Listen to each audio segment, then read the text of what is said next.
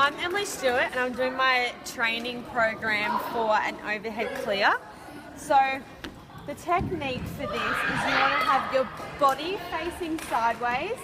You will raise your racket arm as well as your non-racket arm. So you'll stretch your racket arm to the back. That way you have full movement and rotation. So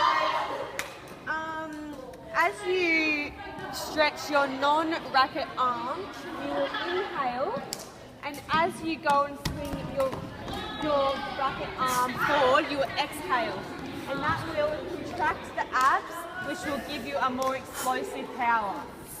So that would mean that, maybe instead of getting your shuttle 5 metres, you might get it 6 metres. So it might just give you that extra oomph to your hip. So what I'm going to do first is I'm going to be over here and I'm going to serve you all some shuttles. And I want you to return them as an overhead clear. Don't worry about the targets yet, because we just want to get the right technique and get the flow of it going easier so it feels a lot more natural. My badminton coaching session was designed to suit associative learning stage students who were motivated to improve their skills. The focus skill was the overhead clear, aiming to improve technique to ensure that the student was reaching her full game potential. I believe my practice type decisions were a good idea, though needed improvement in the way they were executed.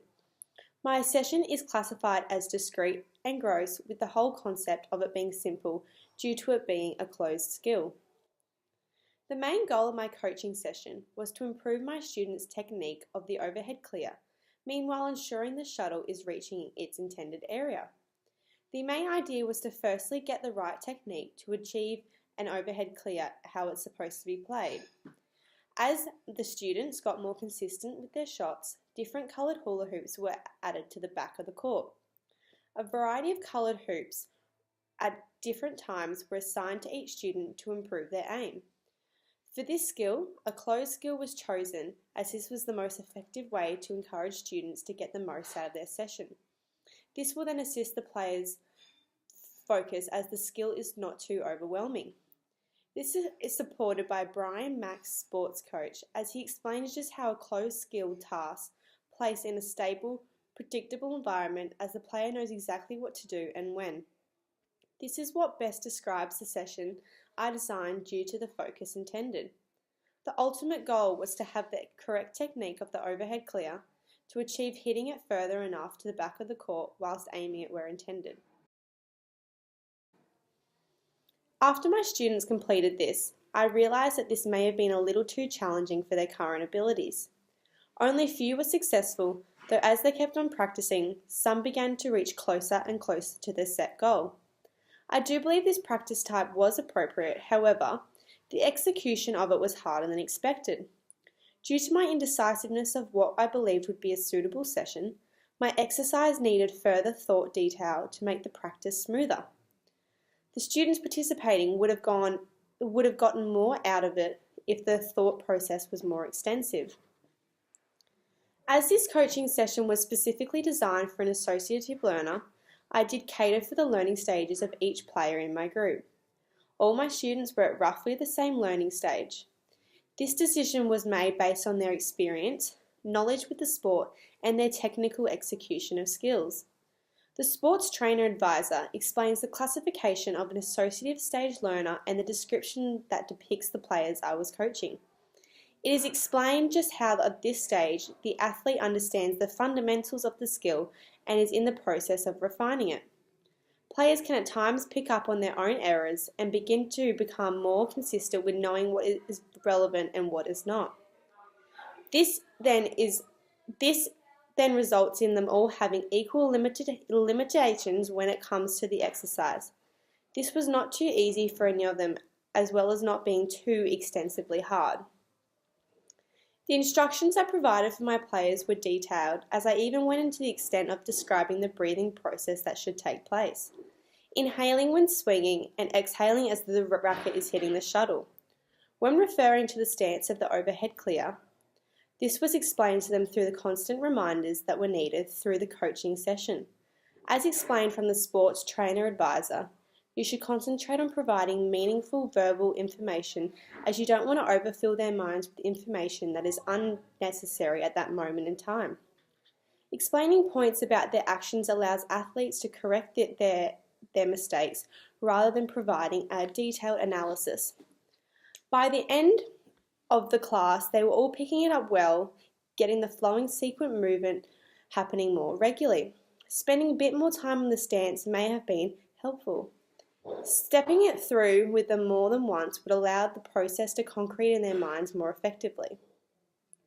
When giving feedback throughout the session to my players, I believe I was effective. This is due to me being encouraging, though getting straight to the point, as this then doesn't lead to any confusion. Really good, well done. As you can see what Claire just did then, try and face your body in where you want to aim your shuttle. Sal?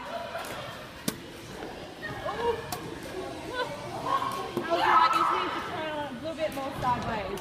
Nora? That's right, I'll hit you another one. All good, you can have another turn.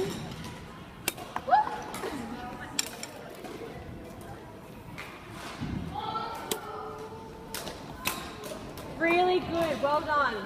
Now,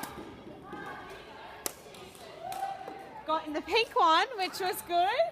That's good that you got in the pink one, but maybe you're a little bit too rotated. That's why your shuttle went that way. So if you're a little bit more straight on, directing to your target, then that might make it a bit more accurate. Trying to balance the positives and the negatives at that time were difficult, though remaining myself constantly of the feedback sandwich made this process easier. Always attempting to give them a positive followed by a negative and then a positive again seemed to work with my players as they responded well to what I was advising them. As sports psychology today explains, feedback and communication are a critical component to coaching. Feedback allows coaches to tell athletes how they are performing in relation to their expectations. Coaches can then instruct and teach their athletes how to relate these expectations and perform better. Every time feedback was suggested, they all took it on board, and in their next shot, improvement was seen. I believe my session was interesting as I was not just having my players hit the shuttle in the same direction the whole time. What we'll do now is, as you can see at the back, we have a pink, blue and white hula hoop. So each time, so the first set, I'll try and get you all to aim for the blue and get as close in the hoop as you can. And then after that, we will pick another colour hoop to aim for. Mixing it up by incorporating the hoops made it challenging though also motivating. Having a goal to reach a certain hoop made my players become determined to reach their goal. It set them up with a positive frame of mind due to the encouragement provided. Alongside the determination is possessed in the players. As my players were continuously trying their best to aim to where directed, you could clearly see how desperately they wanted to achieve this. I believe it was motivating as I was always trying to be a motivating coach. Adding some fun and excitement into the session, I believe made it more enjoyable for them to attend. From the coaching session I designed, I believe my players did learn and improve. In only a short period of time, you can see improvement from the start right up until the end. Not only just from my session, over the course of a few weeks since recording it, I've seen technique I taught in them being utilised in gameplay. Their overhead clears have much more aim and power due to the correct technique being performed. Wait, first of all, do you guys have any questions about that? Do you understand the process of the technique? Does it all feel a little bit more natural now? It does. Yeah? So that is my training program of an overhead clear aiming.